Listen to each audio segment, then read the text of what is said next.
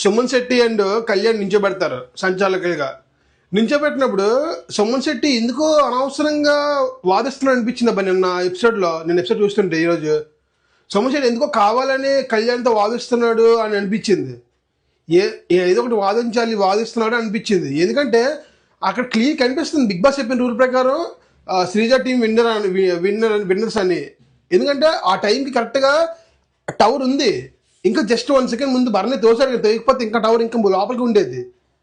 అసలు big boss ఇప్పుడు వీళ్ళిద్దరూ ఆర్గ్యుమెంట్ చేసుకునే సమయంలో కూడా బిగ్ బాస్ మళ్ళీ ఎంటర్ఫై అయ్యి రూల్స్ కరెక్ట్గా వినండి, బజర్ మోగే టైంకి ఎవరు టవర్ హైట్లో ఉందో, ఎవరు టవర్ నిలబడిందో వాళ్ళు విజేత. ఇప్పుడు చెప్పండి సుమన్ శెట్టి అండ్ కళ్యాణ్ ఇద్దరు చెప్పండి ఎవరు విన్నరో ఒక్కరిపై చెప్పండి అంటే, అప్పుడు కూడా సుమన్ శెట్టి టవర్ ఉంది